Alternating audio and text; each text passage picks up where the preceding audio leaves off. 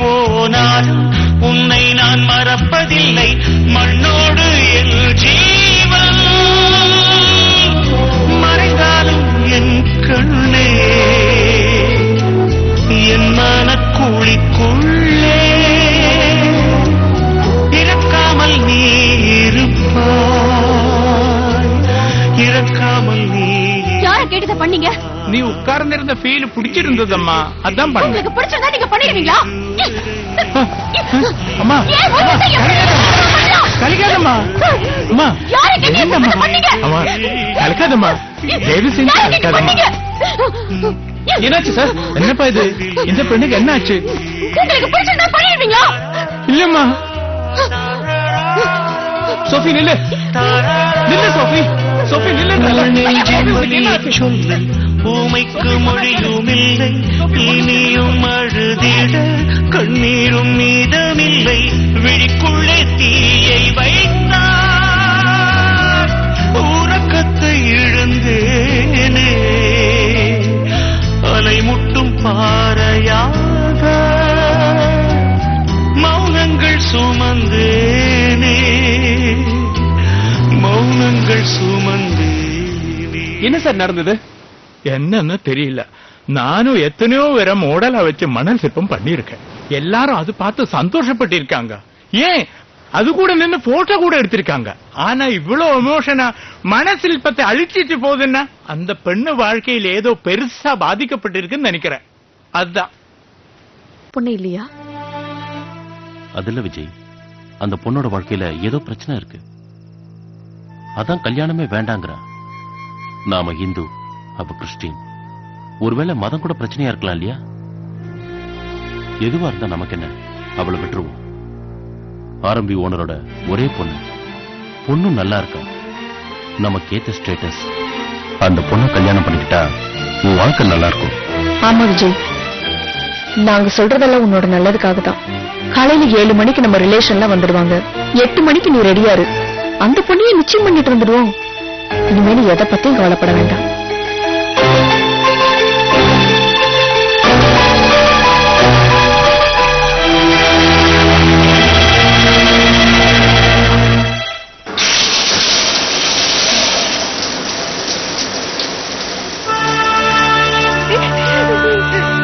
சென்னையில என் வாழ்க்கையை சதைஞ்சு போச்சு.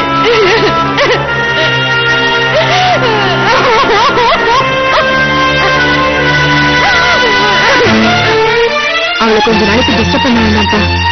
மனசிற்பத்தை அழிச்சிட்டு போகுதுன்னா அந்த பெண்ணு வாழ்க்கையில் ஏதோ பெருசா பாதிக்கப்பட்டிருக்குன்னு நினைக்கிறேன். நாம இந்து, அவ கிறிஸ்டின். ஒருவேளை மதம் கூட பிரச்சனையா இருக்கலாம் இல்லையா?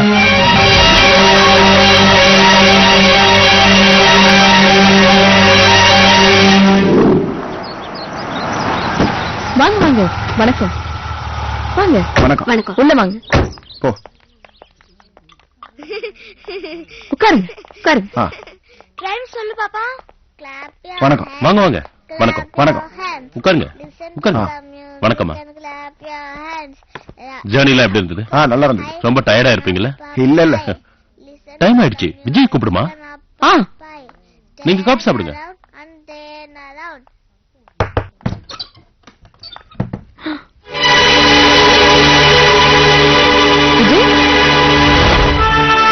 விஜய் விஜய் விஜய்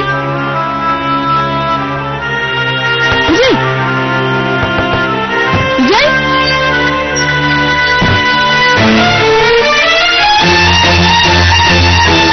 விஜய் விஜய் விஜய்.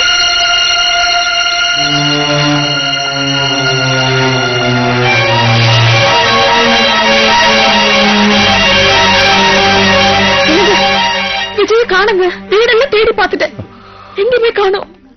விஜய் காணுமா? காணுங்க. எங்க போயாமாங்க? என்னம்மா சொல்ற? என்ன பண்றதுன்னு தெரியல. 8 மணிக்கு ரெடியா இருக்க சொன்னே, எங்க போயிருப்பான்? One second. கொஞ்சம்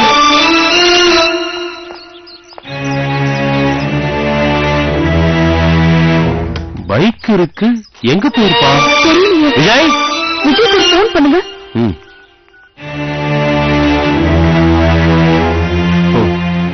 சுவிட்ச் ஆஃப்ல இருக்கு. சதீஷ் இருக்கான்ல, அவனுக்கு போன் பண்ணுங்க.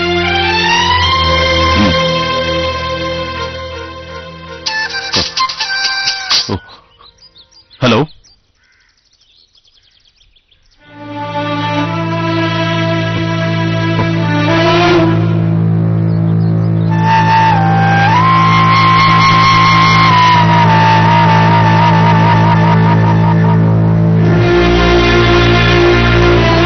என்னங்காச்சு?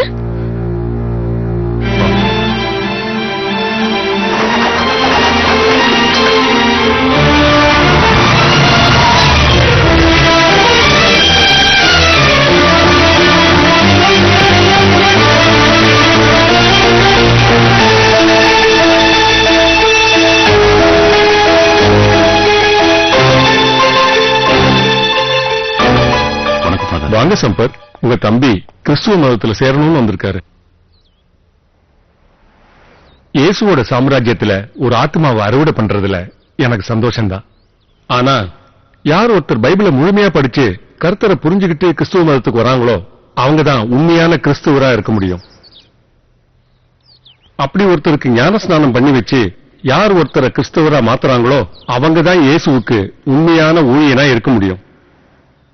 நான் இயேசுவுக்கு உண்மையான ஊழியனா இருக்க ஆசைப்படுறேன். உண்மையிலேயே உங்க தம்பி மதம் மாறுறதுக்காக இங்க வரல, ஏதோ ஒரு பாதிப்புல தான் வந்திருக்காரு. அது என்னன்னு பார்த்து சரி பண்ணுங்க.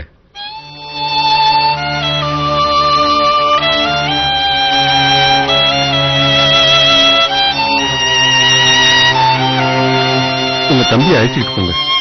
Thanks father.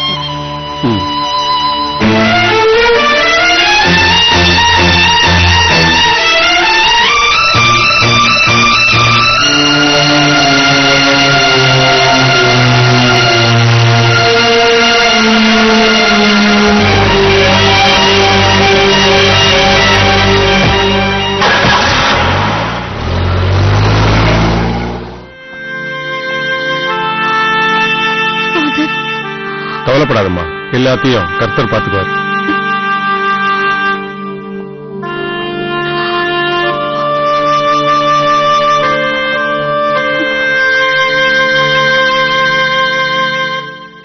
யாரு கொடுத்த தைரியத்துக்கு மதம் மாறியா? அவனே முக்கியமா? நிறுத்து, அதுக்கு அடிச்சா சரியாயிடுமா? இவனை என் பெத்த புள்ள மாதிரில வளர்த்த, அதுக்கு உண்மையில வச்சிருந்த நம்பிக்கையில நாசம் பண்ணிட்டியாடா. அவனை பெரிய கேள்விப்பட்டாவா? அவளுக்காக மதம் மாற அளவுக்கு போயிட்டிய. மதம் மாற அளவுக்கு உனக்கு நான் அவன் மேல பைத்தியமாடா? எப்படி உனக்கு நான் அவளுக்காக என்ன வேணாலும் செய்வேன். ஏன் செத்து கூட போவேன். ஆமா, அவளுக்காக நான் செத்து கூட போவேன். செத்து கூட போவேன். செத்து கூட போவேன். அவளுக்காக நான் செத்து கூட போவேன்.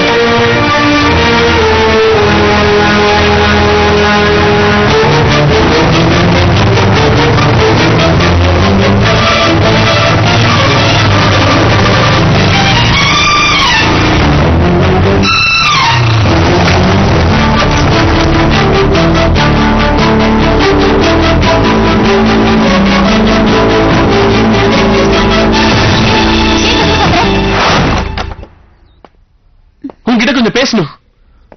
எதை பத்தி? நான் இங்க வந்தது நீ என்ன கல்யாணம் பண்ணிக்கணும்னு கேட்கறதுக்காக இல்ல.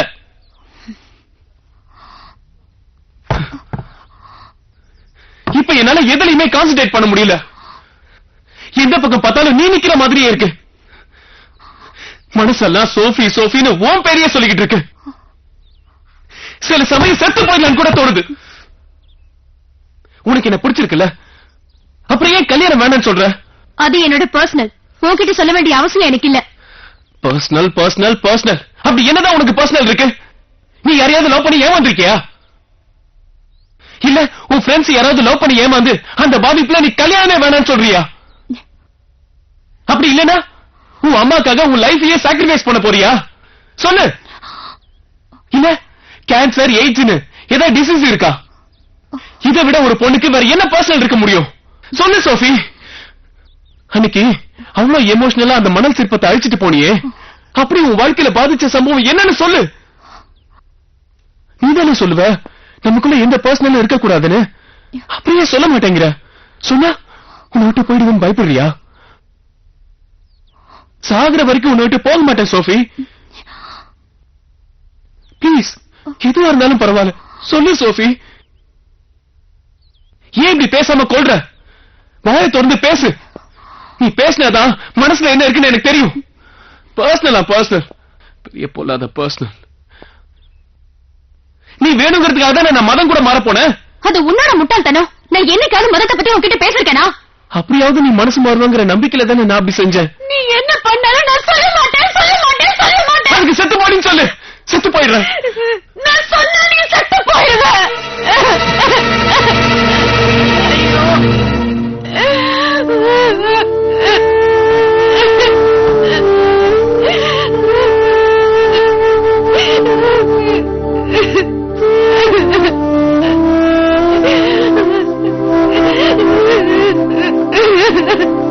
அப்படின்னா உன் வாழ்க்கையில என்ன சோஃபி நடந்துகிட்டு இருக்கு? சொன்னல விஜய், கர்த்தருக்கு பிறகு நான் அதிகமா நேசிக்கிறது உண்மைதான். நீ என் வாழ்க்கையில வேணும் விஜய், நீ என் வாழ்க்கையில வேணும். அப்ப என்று சொல்ல மாட்டல? என்ன புரிஞ்சுக்கோ விஜய், திரும்ப திரும்ப அதையே கேட்காத ப்ளீஸ். வேணாம், நீ என்கிட்ட எதுவும் சொல்ல வேணாம். அவனுக்கு பெரியப்பன், சித்தப்பன், அண்ணன், தம்பி இந்த மாதிரி எவனாவது எதிரிங்க இருப்பாங்க. ஆனா நமக்கு அப்படி யாருமே இல்லையே. நம்மளோட எதிரியே உன்னோட இந்த வீண் பிடிவாதம் தான். உனக்கு 5 மணி வரைக்கும் டைம் தரேன். அதுக்குள்ள சொல்லல, அதோ தெரியுது. அந்த செல் டவர்ல இருந்து விழுந்து சூசைட் பண்ணிக்குவேன். நான் சொல்றது ஜோக் இல்ல, சீரியஸ்.